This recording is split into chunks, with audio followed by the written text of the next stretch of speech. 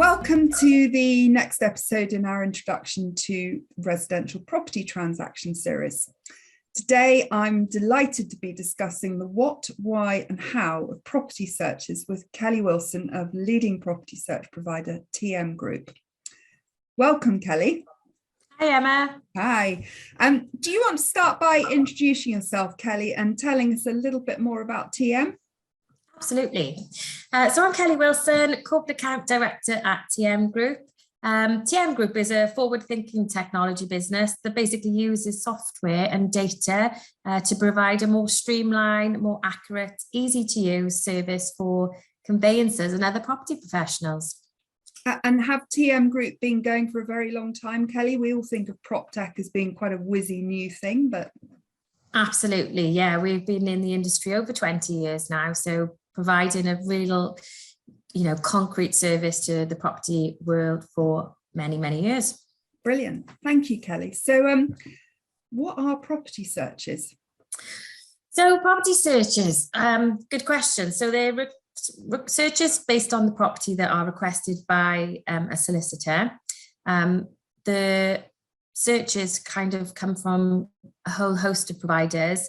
The solicitors work with the local authorities and other organisations as part of the home buying process. The searches provide the solicitors with information about the property, basically, along with local development plans and other key information that might affect the home that their clients are planning to purchase. Okay, so they're ordered by the solicitor, but they're actually for the home purchaser to sort of look at and take note of. Is that right? Absolutely, yeah. And also the solicitor will be key to be, obviously they're providing a service to their clients, so they'll want to do full due diligence that it is a sound investment for their client. Okay.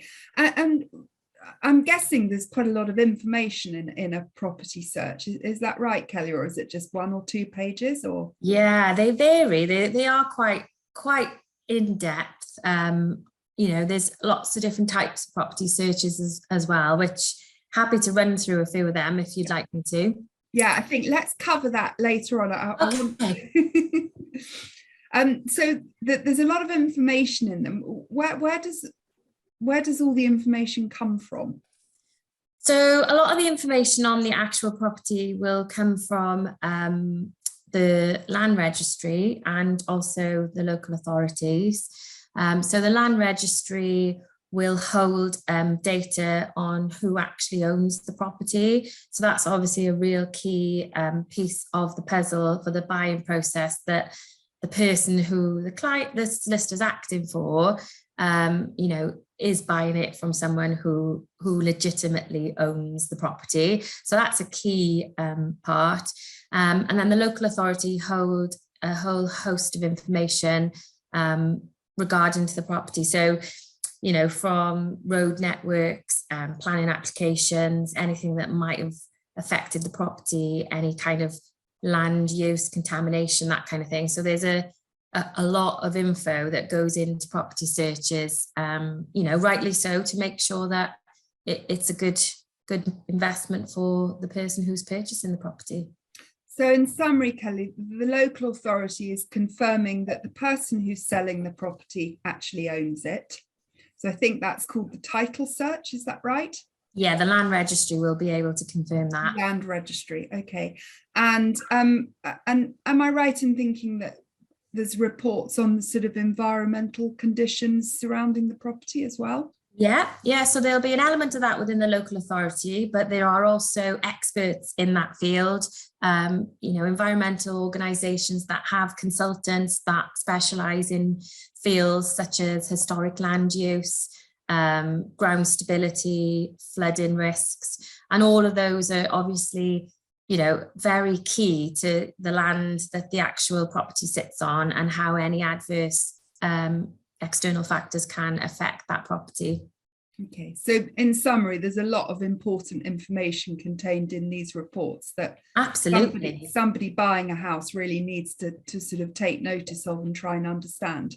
Yeah, absolutely. And, in my experience, I think the industry is really switching up these reports as well to make them less solicitor jargon focused and more home buyer focused. You know, they come very well presented with front pages with, you know, key information in relation to that property, that and helpful links with websites and telephone numbers. So if somebody is purchasing a property and something does arise in these searches, they quite easily have data, you know, points to go to and further sources of information to help them obviously make a valued decision about how that will affect them and their potential purchase. Okay, so it sounds like there's a lot of information in these reports. How much does a search cost, and who pays for the search? Good question. So the searches vary in cost. Ultimately, the client, so the home buyer, will pay for the searches. Generally, the solicitors will order them, so they will probably quite early in the transaction be asking their client for funds to cover the cost of their searches. You know, a small search that's just checking flood potentially could be £20. But from a local authority perspective, they can vary down to the local authority basically, and how much information you're requesting from that local authority. So they can vary. You know, a regulated search, which is one type of local authority search, can cost less than £100, but then another official local authority search could cost £300. So it really does vary on the location and what that local authority charges for their searches. Okay, so based on that, Kelly, is it quite, are you able to give sort of an average figure for what it's called a search bundle, isn't it, I think, which is yes, yeah.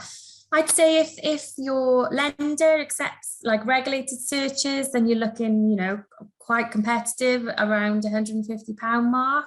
Okay. I think if the regulator insists on an official local authority search, then that can obviously vary, and it can range up to 300, 450 for a suite of searches. Okay. And if somebody's buying a house, do they always have to have searches, or is there an alternative? Yeah, it's an interesting one, this, and I think it's quite a controversial question as well in our industry. Personally, my opinion would always be to get searches. I think, you know, being a homeowner myself, I want to know what's happened to the property, you know, what the historic planning perhaps might have gone on. I'd like to know things about the surrounding area. I think local authority searches, you know, as a minimum, if you know, you could purchase a property and think the outlook that you've got is amazing, and by not ordering searches, there could be planning for, you know, a skyscraper or another village or a wind farm. So things like that, you know, are quite important to me personally. So I would say, yeah, searches are very important. You do get some instances where maybe someone's purchasing an investment property and they're a cash buyer, and they might have the opinion that they don't want to order searches. So the solicitor will obviously take their advice on that. They probably will advise that they would always, you know, suggest they order searches. But there are instances where some people won't order searches. Cash buyers, yeah, and also in the grand scheme of domestic home buying, so people getting mortgages, the lenders will actually insist on searches as well. That'll be part of their criteria. So in most cases, searches are ordered and needed for a property purchase.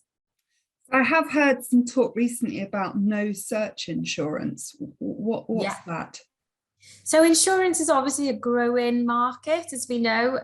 You know, in the UK, we've recently been through quite a turbulent time with COVID, as of other parts of the world, I know. But the local authorities in particular did really struggle with the kind of boom that happened within the residential property market. When they did struggle, and then, you know, they were taking quite a long time to return searches, some lenders did take the opinion that they would accept no search insurance or search delayed insurance. So the solicitor would still then order the searches, but it didn't, those long time scales for those searches to come back didn't impact the transaction, and the sale was still able to go ahead. So yeah, there's insurance available, as well as searches, and it can be purely down to the home buyer, or maybe the lender will dictate.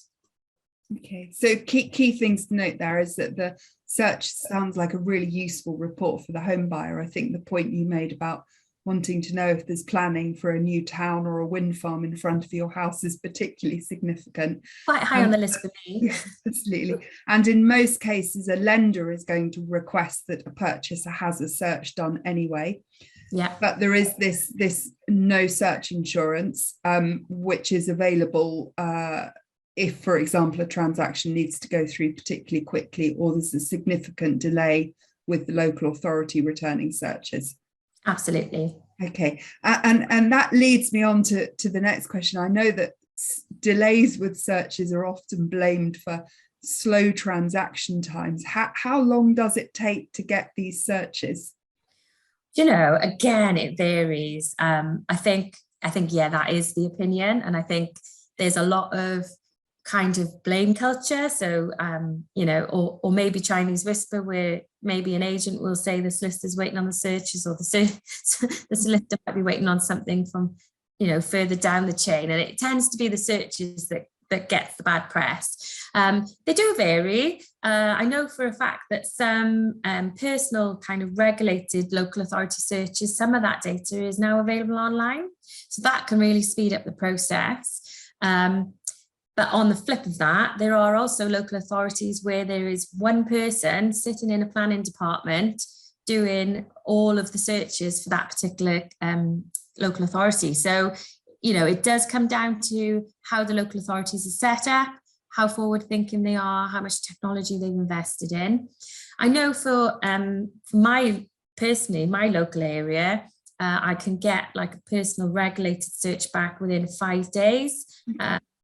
But if I wanted an official, then the county that I live in has always had a long turnaround. So you can vary between 30 and 40 days. So that's quite a significant difference to, potentially obtain similar information and information that will satisfy the lender. So you might find that depending on which part of the country you're purchasing in, you might be advised differently on what searches to order based on turnaround times. Okay, so in summary, that there's not a standardized national process, and different local authorities can take longer than other local authorities.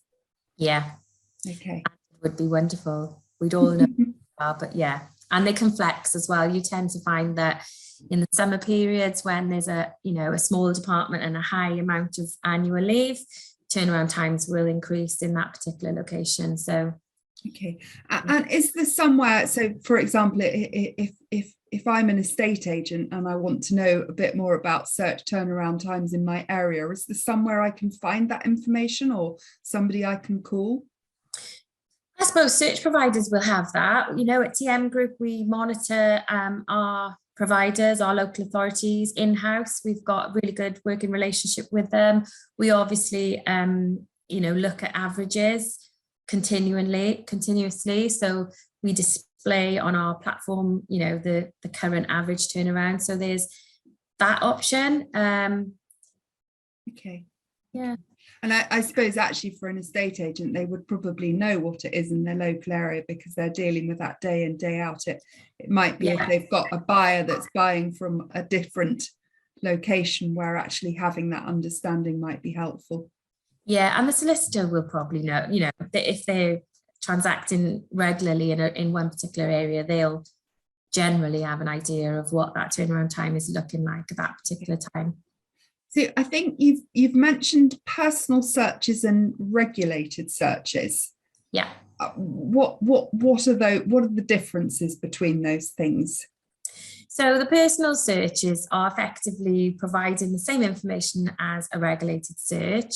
However, an independent organisation will go into the local authority and obtain that information on a personal search. So there are numerous amount of personal search agents throughout the UK that will be visiting local authorities or accessing their data banks via platforms and compiling those searches.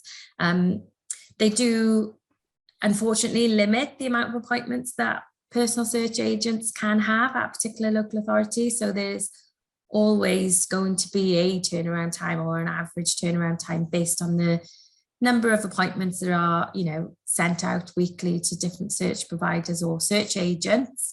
And then the local authorities will be employed members of the local authority actually compiling that search.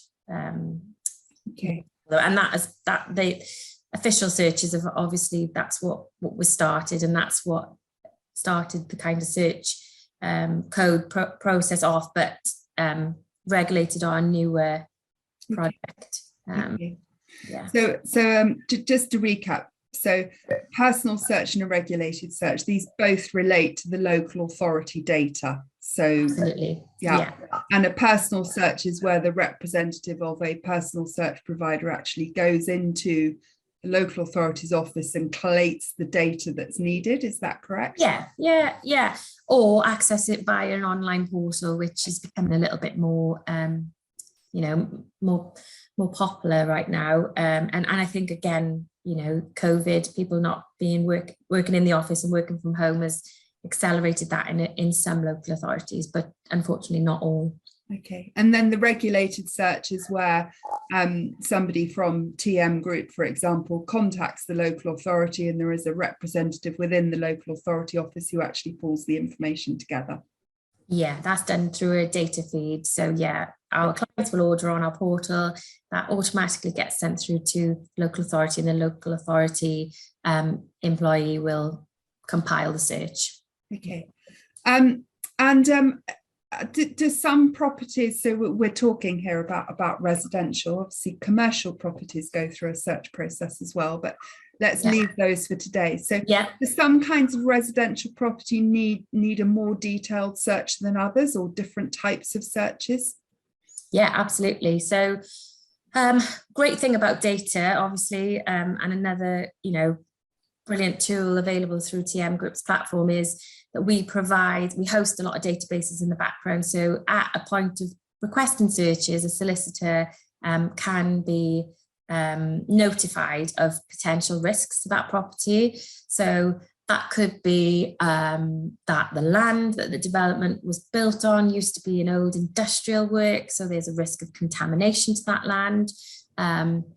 Generally, it will be, remediated, but still the solicitor needs to know and advise the client that was once the situation.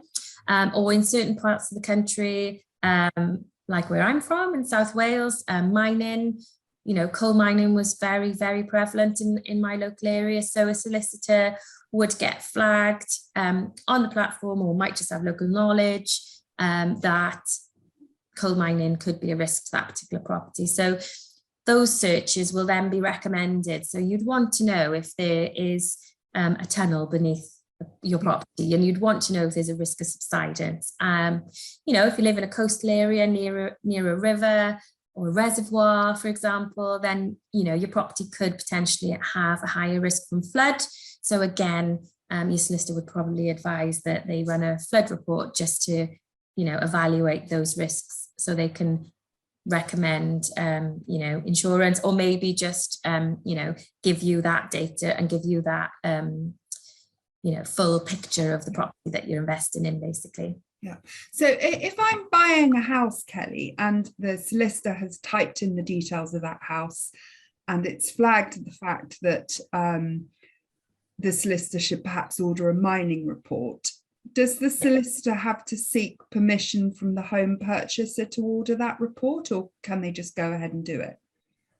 I think it'll depend on their kind of client care, but I would suggest that most probably would. They'd probably, have that initial conversation, potentially know the local area if it is the area that they operate in. And I think generally they will outline to the client, what upfront, this is roughly how much your searches are going to cost.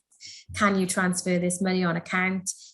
Should we find any further risks then we will be in touch to let you know and recommend accordingly. So I think that will be down to how the solicitors work. But yeah, generally, you know, they'll apply for a certain amount of funds to cover those searches, and then there may be the ad hoc risk that arises. Yeah. And Kelly, I'm guessing there are things that can show up in a search report that actually stop a transaction going ahead. Is that correct? Yeah, absolutely. You know, I think that is probably every home buyer's worst nightmare. But you know, if there is a huge subsidence risk, or you know, if you're not going to be able to insure your property because, you know, over the last 20 years it's flooded, you know, over a certain amount of times, then generally I think people will take that advice as sound advice and maybe pursue another property.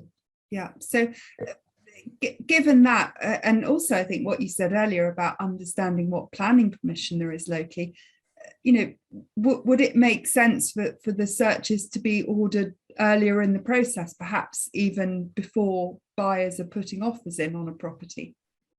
Absolutely. I think earlier in the process, the better, is my personal opinion. You know, given that we talked about the fact that there's a stigma that searches hold up transactions, you don't always know the given turnaround time at your local authority. I think, I think it's sensible to do it sooner rather than later. One, because, you know, yourself, other people in the chain potentially, and your solicitor are investing quite a lot of time and an effort into ensuring this transaction is sound. So you'd want to identify any red flags at your earliest convenience. Yeah. Yeah. Okay. So just to summarize, because I know this is a topic that's talked about a lot in the residential property, ordering earlier can give potential buyers a clearer picture of the property, but they can also help to overcome delays in local authority turnaround times. Yeah, absolutely. Okay. And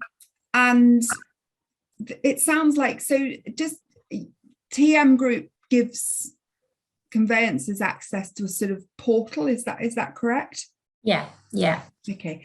And it sounds as if there's loads of useful information in that portal, Kelly. You know, could other professionals, so for example estate agents or surveyors, get interesting data from TM Group as well? I can't see why not. I think, you know, I think the portal as a data hub is amazing, and it's growing and it's evolving. We've got new land registry data feeds coming into the portal as well, to service, you know, some of our real estate and commercial sectors, which also helps, you know, the residential market as well. If you know you can get at a touch title information, you know, self-served, to be able to just assess what, you know, what is on that particular property, what is on that title, any related title, that, you know, all sorts of things that a solicitor will be looking for up front should they have to do some extra due diligence. Then yeah, this data is available along with, you know, road adoption status, any kind of transport. So if you're buying in London or on the new HS2 route, then yeah, there's a whole host of information via the portal that can help you make a, you know, an informed decision really about your home buying purchase or your client's purchase. Or you could say your agents could potentially find out information in their local area, which can help them do a better job for their clients. So yeah, absolutely. It sounds really interesting, Kelly. You've made me want to go and have a look at it. So perhaps we should do another one of these where we actually talk through what is in the TM Group. Absolutely. Yeah, sounds like a great plan. Kelly, just sort of wrapping up with our last question, because I'm conscious that there's going to be people from all parts of the residential property industry watching these videos. So just tell me, how did you get into the world of property searches? Have you always worked in property, or? No, actually I haven't. So yeah, 12 years of my career after university selling office supplies to a whole host of businesses, from, you know, any kind of small business in my local area up to large national frameworks, and public sector agreements, education. So yeah, just decided that I needed a new challenge. And yeah, I started working for in the property industry for another legal tech company about 9 years ago. So yeah, still quite a bit of time under my belt, but not always been in this industry now. Okay. Is there anything else you wanted to add, Kelly? Anything else that you think our audience might need to hear today? I would say, you know, because we don't know who the audience is, but not that it matters. I'm a firm believer, if you don't understand something, then don't be afraid to ask, because I think especially in the home buying process, people outside of the industry might be a little bit fearful of, you know, what does the solicitor do and what does that terminology mean? And actually, you know, if there's a greater understanding from the public and the purchasers and sellers as to what the professionals do, then I think everybody will be a little bit more efficient in our roles and understand, you know, that, like you mentioned earlier, ordering searches up front and as soon as possible can really help you in the long run. So yeah, don't be afraid to ask and seek advice. And I think the industry's actually had a tough couple of years. So yeah, be kind is something that I would say, because even though, you know, that applies to everybody and every walk of life, I think certainly in the home buying world, they've had a tough couple of years. So yeah, ask questions and be kind and patient. That's brilliant. Thank you so much for your time, Kelly. Really, really grateful to you for joining us today. And I think that's some great advice to round off on as well. Thank you very much.